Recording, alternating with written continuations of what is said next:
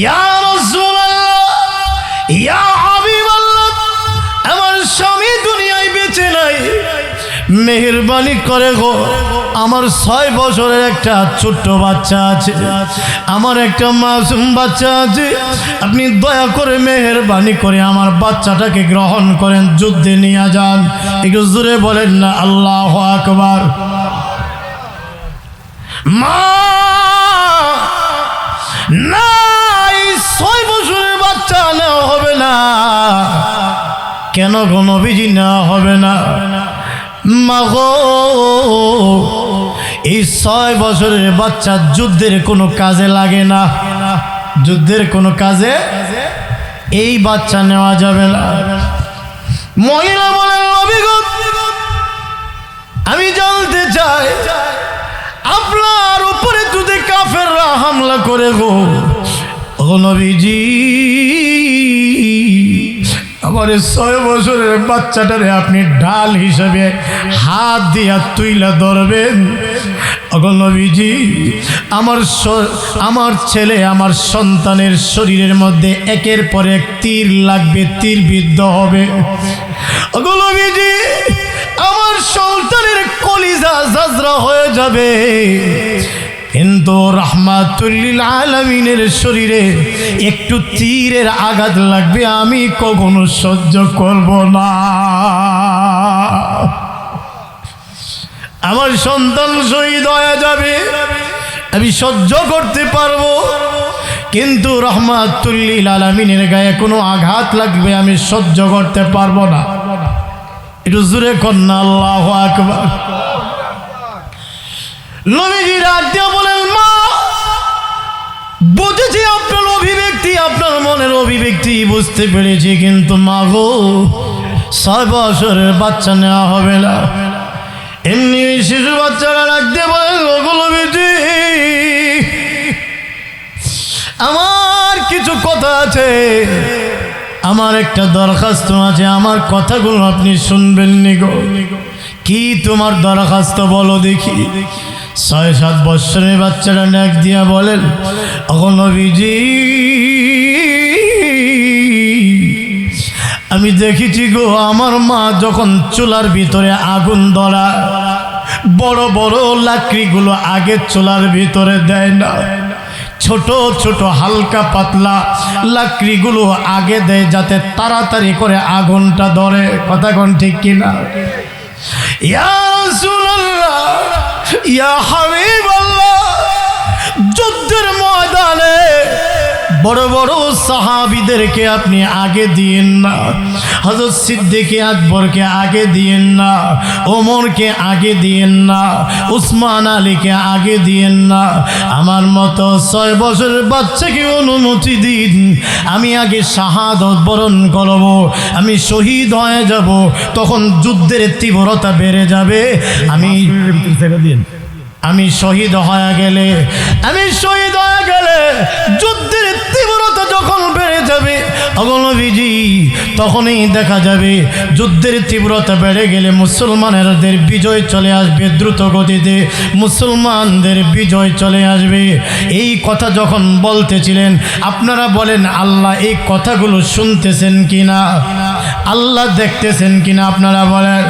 মহান আল্লাহ রাব্বুল আলামিন জিবরাইলকে পাঠিয়ে দিলেন, জিবরাইল তাড়াতাড়ি যা, আমার বন্ধুকে যায় জানায়া দে, এই যে মহিলার ব্যাপারে জানায়া দে, শহীদদের যেই তালিকা করা হয়েছে, শহীদদের যেই তালিকা করা হয়েছে, আমার বন্ধুকে যায় জানায়া দে, এই মহিলার নামটা শহীদদের মায়ের কাতারে আমি তাদের লিস্টে লিখে দিয়েছি।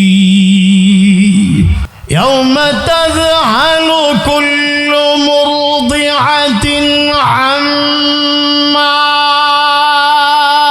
أرضعت وتضع كل ذات حمل حملها وترى الناس سكارى وما هم بسكارى ولكن عذاب الله شديد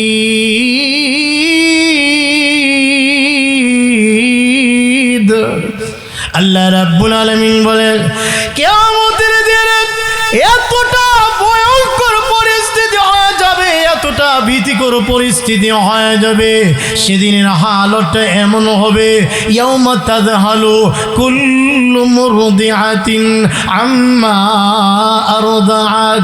দুগ্ধবর্তী নারী সন্তানের কথা ভুলে যাবে, সন্তানের কথা মনে থাকবে না। অথচ দুনিয়াতে লক্ষ্য করলে দেখবেন কোনো দুধের বাচ্চা যদি কান্না করে মা পাগল পাড়া হয়ে যায় বাচ্চাটাকে দুগ্ধ দেওয়ার জন্য, কিংবা দাদি নানীরা বারবার ডাকতে থাকে যা তোর বাচ্চা কান্না করে তাড়াতাড়ি তাকে খাবার দে। কথা কোন ঠিক কিনা? মা পাগলের মতো হয়ে যায়, কতক্ষণে তার সন্তানটাকে কান্না বন্ধ করবে না। আমার বাচ্চা কান্না করবে তা হতে পারে না, বাচ্চাটাকে যায় দুগ্ধ দে, খাবার দে। দুনিয়াতে দেখেন সন্তানের জন্য বাবা মা কত কিছু করে। বাবাকে এমনও দেখা যায় যে সারাটা দিন পরিশ্রম করে যখন ঘরের ভিতরে আসে প্রত্যেকটা বাবা এমন করে আগে প্রথম লুকমাটা সন্তানের মুখে উঠায়া দেয়। কথা কোন ঠিক কিনা? এটা হলো দুনিয়ার হালত। শত পরিশ্রম শত মেহনতের পরে বাবা যখন ঘরের ভিতরে আসে প্রথম লুকমাটা তার নিজের সন্তানের মুখে উঠাইয়া দেয়, আগে বাচ্চার খবর নেই। এমনকি সন্তান অসুস্থ হয়ে গেলে মা পেরেশান হয়ে যায়, বাবা পেরেশান হয়ে যায়। দেখবেন তো আপনারা দুনিয়াতে সন্তানের গরম লাগলে মা বাবা পেরেশান হয়ে যায়, ঠান্ডা লাগলে আগে তারা পেরেশান হয়ে যায়। ব্যবসায় কোনো লস খাইলে সন্তানের আগে মা বাবা পেরেশান হয়ে যায়। এমন একটা হালত দুনিয়াতে। আর পক্ষান্তরে আখিরাতে কিয়ামতের দিনে সন্তান চিনবে না, তার মাকে চিনবে না, বাবাকে চিনবে না। দেখা যাবে দুধের বাচ্চার কথা ভুলে যাবে। এমনকি গর্ভবতী নারীর সন্তান প্রসব হয়ে যাবে, তার খবরও থাকবে না। শুধু এমনটা নয়, কিয়ামতের দিনের হালতটা এতটা কঠিন হবে। আল্লাহ বলেন ওয়াতারান নাসা সুকারা ওয়া মা হুম বিসুকারা। আল্লাহ রাব্বুল আলামিন বলেন ওগো নবীজি ওয়াতারান নাসা সুকারা, আপনি লোকদিগকে দেখবেন যেন মানুষগুলো পাগল পাড়া হয়ে গেছে। ওয়া মা হুম বিসুকারা, অথচ মানুষগুলো পাগল নয়, এরা নেশাগ্রস্ত নয়, কিন্তু দেখা যাবে তারা যেন নেশাগ্রস্ত মানুষের মতো। এমনটা কেন দেখা যাবে? আল্লাহ বলেন ওয়ালাকিন্না আযাবাল্লাহি শাদীদ।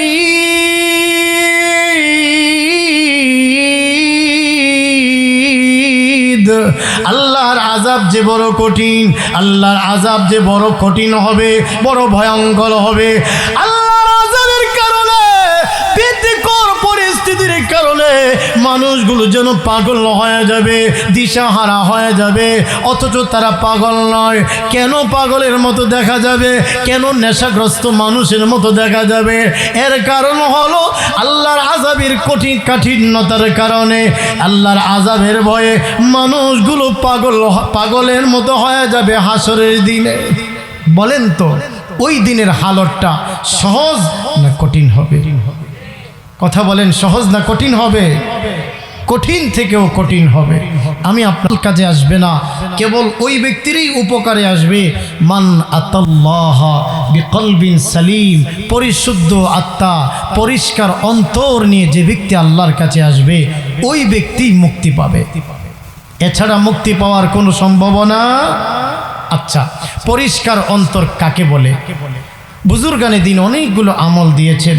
তন্মধ্য থেকে আল্লামা জুলফিকার আহমদ নকশেবন্দি হাফিজাহুল্লাহ তিনি বলেন 5টি আমল করলে অন্তর পরিশুদ্ধ হয়।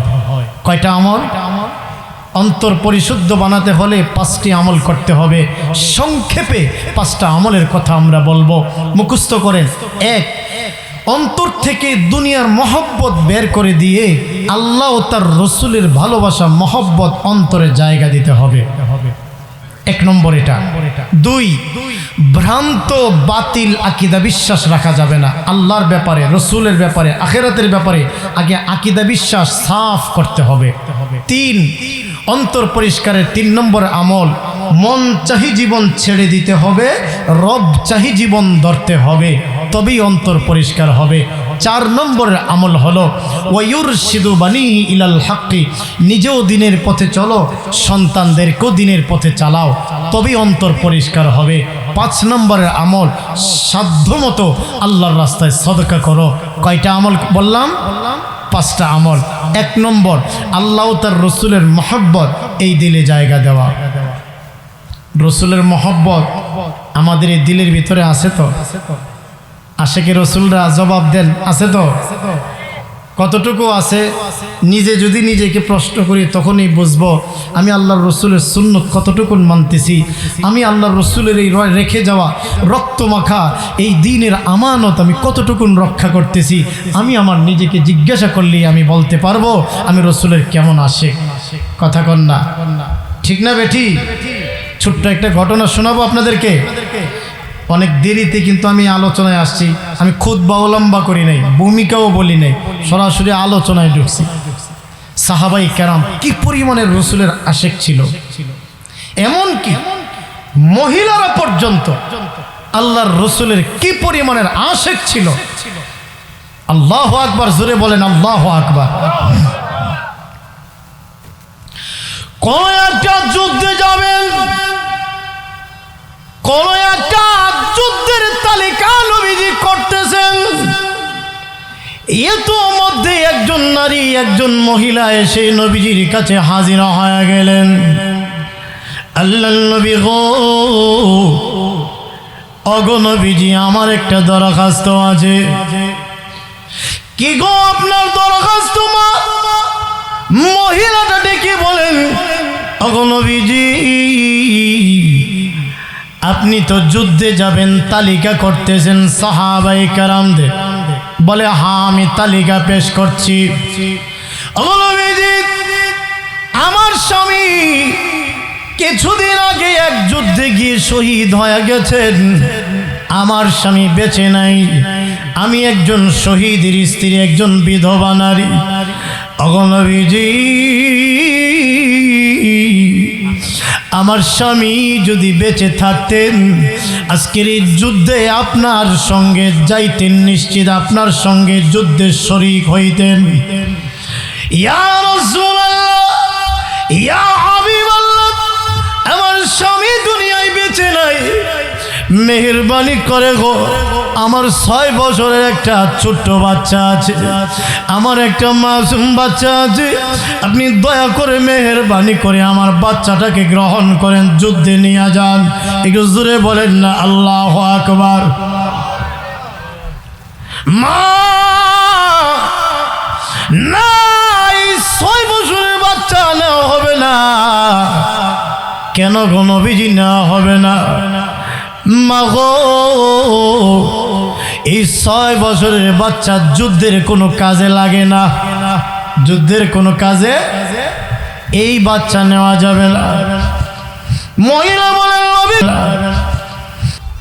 আমি জানতে চাই আপনার উপরে যদি কাফেররা হামলা করে গো, ও নবীজি, আমার 6 বছরের বাচ্চাটারে আপনি ঢাল হিসেবে হাত দিয়া তুইলা ধরবেন।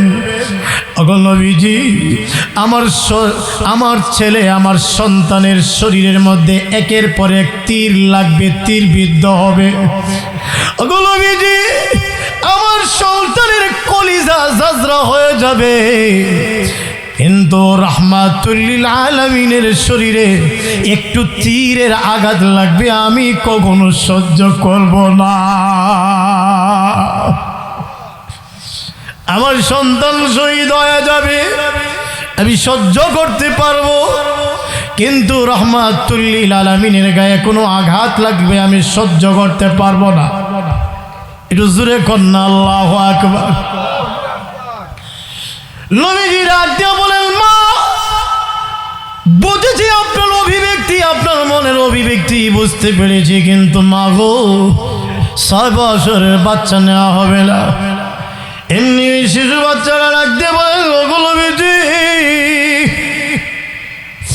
আমার কিছু কথা আছে, আমার একটা দরখাস্ত আছে, আমার কথাগুলো আপনি শুনবেন নি গো। কি তোমার দরখাস্ত বলো দেখি। 6-7 বছরের বাচ্চারা ডাক দিয়া বলেন, ওগো নবীজি আমি দেখেছি গো আমার মা যখন চুলার ভিতরে আগুন ধরা, বড় বড় লাকড়িগুলো আগে চুলার ভিতরে দেয় না, ছোট ছোট হালকা পাতলা লাকড়িগুলো আগে দেয় যাতে তাড়াতাড়ি করে আগুনটা ধরে। কথা কোন ঠিক কিনা? ইয়া রাসূলুল্লাহ, ইয়া হাবিবাল্লাহ, যুদ্ধের ময়দানে বড় বড় সাহাবীদেরকে আপনি আগে দিয়েন না, হযরত সিদ্দিক আকবরকে আগে দিয়েন না, ওমরকে আগে দিয়েন না, উসমান আলীকে আগে দিয়েন না। আমার মতো 6 বছরের বাচ্চাকে অনুমতি দিন, আমি আগে শাহাদত বরণ করব, আমি শহীদ হয়ে যাব, তখন যুদ্ধের তীব্রতা বেড়ে যাবে। আমি শহীদ হয়ে গেলে যুদ্ধের তীব্রতা যখন বেড়ে যাবে ওগো নবীজি, তখনই দেখা যাবে যুদ্ধের তীব্রতা বেড়ে গেলে মুসলমানদের বিজয় চলে আসবে, দ্রুত গতিতে মুসলমানদের বিজয় চলে আসবে। এই কথা যখন বলতেছিলেন, আপনারা বলেন আল্লাহ এই কথাগুলো শুনতেছেন কিনা, আল্লাহ দেখতেছেন কিনা? আপনারা বলেন। মহান আল্লাহ রাব্বুল আলামিন জিবরাইলকে পাঠিয়ে দিলেন, জিবরাইল তাড়াতাড়ি যা আমার বন্ধুকে যায় জানায়া দে, এই যে মহিলার ব্যাপারে জানায়া দে, শহীদদের যেই তালিকা করা হয়েছে, শহীদদের যেই তালিকা করা হয়েছে আমার বন্ধুকে যায় জানায়া দে, এই মহিলার নামটা শহীদদের মায়ের কাতারে আমি তাদের লিস্টে লিখে দিয়েছি। আমাকে বলা হয়েছে 5 মিনিটে আলোচনা শেষ করতে, আমি এক্ষুনি শেষ করে দিলাম। দুরূদ শরীফ পড়েন, আল্লাহুম্মা সাল্লি আলা মুহাম্মাদ ওয়া আলা আলি মুহাম্মাদ। দুরূদ শরীফ পড়েন, দুরূদ শরীফ পড়েন, আল্লাহুম্মা সাল্লি ওয়া সাল্লিম ওয়া বারিক আলাইহি। আল্লাহ দুরূদ শরীফ পড়েন, ইস্তিগফার করেন, আল্লাহুম্মা সাল্লি আলা মুহাম্মাদ ওয়া আলা আলি মুহাম্মাদ বিআদাদি কুল্লি শাইইন মা'লুমিন লাক, আল্লাহুম্মা সাল্লি ওয়া সাল্লিম ওয়া বারিক আলাইহি। সবাই দোয়া করবেন, আল্লাহ এই মাদ্রাসাকে কবুল করুক, আপনাদেরকেও কবুল করেন। যে ইনশাআল্লাহ হযরত আমরা দোয়া করি নাকি? আমি তো আসছি আলোচনা করার জন্যই আপনাদের এখানে, আপনাদের মেহমান আমি। আপনারা যদি বলেন হুজুর আরো আধা ঘন্টা চালান, আমি চালাবো। ঢাকা থেকে আসছি তো আপনাদের কিছু কথা শোনানোর জন্য, যেহেতু আমাকে বলা হয়েছে। اللهم صل على محمد وعلى آل محمد بعدد كل شيء معلوم لك صلى الله عليه وسلم اللهم صل وسلم وبارك عليه। ভাই আমার আলোচনার শেষ কথা এটাই, হাসরের দিনে মুক্তি পাইতে হইলে পরিশুদ্ধ আত্মা লাগবে। আল্লাহর কাছে আল্লাহর কুদরতি কদমে সিজদায় পড়ে যান।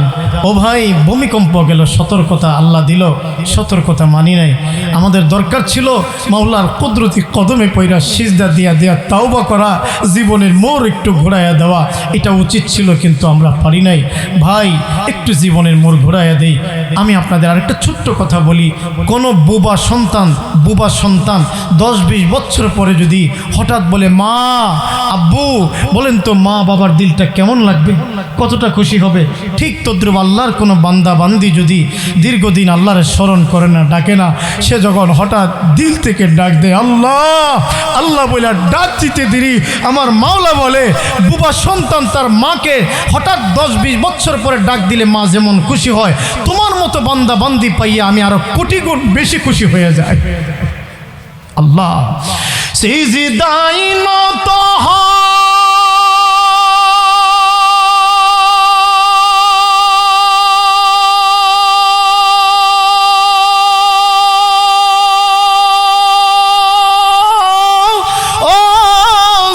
ছাড়ো প্রভুর শরণে হৃদয় গারো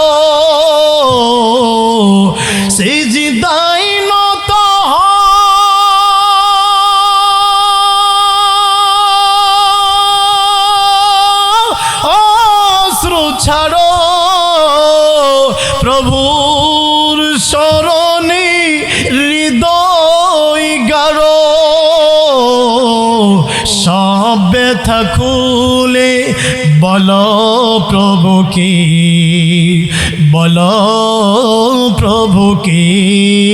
এই রাত কি কেটে যাবে ঘুমে অলসে, এই রাত কি কেটে যাবে ঘুমে অলসে। তুমি কি জানবে না তোমার নিজেকে প্রভুকে? এই রাতটাকে অলসতার জিন্দিগি না, রাত্রিগুলোকে ইবাদতের রাত বানাই। আল্লাহ আমাদের তৌফিক দেন, বলেন আমিন। আল্লাহুম্মা সাল্লি আলা মুহাম্মাদ ওয়া আলা আলি মুহাম্মাদ বিআদাদি কুল্লি শাইইন মালুমিন লাক সাল্লাল্লাহু আলাইহি ওয়াসাল্লাম। আলহামদুলিল্লাহিল্লাযী হাদানা লিহাযা ওয়া মা কুন্না লিনাহতাদিয়া লাউলা আন হাদানাল্লাহ। রব্বানা जी रब्बना ज़लमना अनफुसना व इल्लम तग़फिर लना व तरहमना लनकूनन्न मिनल खासिरीन। फिलिए न दियो मौला, फिलिए न दियो, পাপী বলে গুনাহগার বলে ফেলিয়ে না দিও। বান্দা ছি বন্দিগি নাই, শেষ করিলাম জিন্দেগি। বিচার দিনে এই পাপীদের উপায় কি? রহমান রহিম হিসেবে নিয়েছি গো তোমায় মানিয়া, কেমন করে আমাদের দিবা জাহান্নামে ফেলিয়া। আপন হাতে বান্দা তুমি আল্লাহ বানায়া। ও আল্লাহর বান্দারা একটু দিল থেকে আল্লাহর ডাক দেন না আল্লাহ। জবানটা ছাইরা একটু ডাক দেন আল্লাহ। আপন হাতে বান্দা তুমি আল্লাহ বানায়া, কেমনে দিবা জাহান্নামে ফেলিয়া, কেমনে দিবা জাহান্নামে ফেলিয়া। তুমি যদি মাফ না করো তোমার বান্দারে, তুমি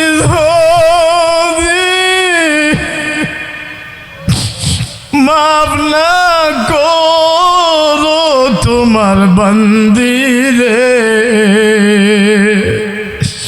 বলো তোমার বান্দা যাবে কার কাছে?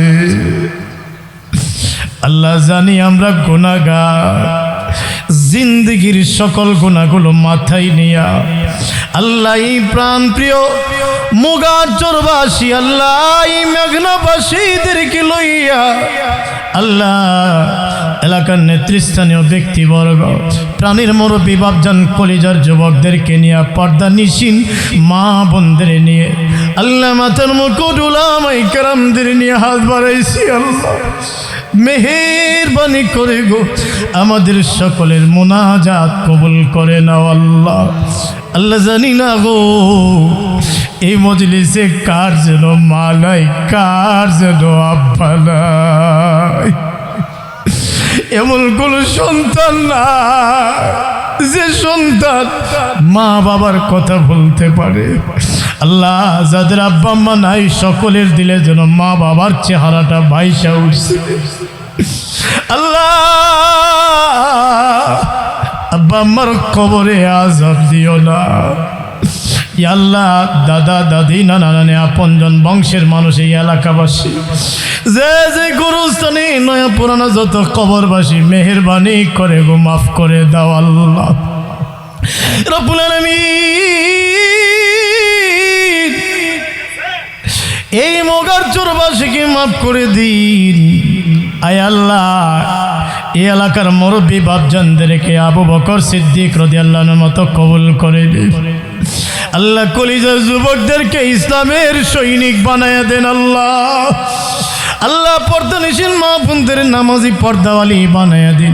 দাম্পত্য জীবনগুলো সুখময় বানায়া দিন আল্লাহ। জানি না গো কে মুসিবতে পড়ে গেছে, উদ্ধার করিয়া দেন।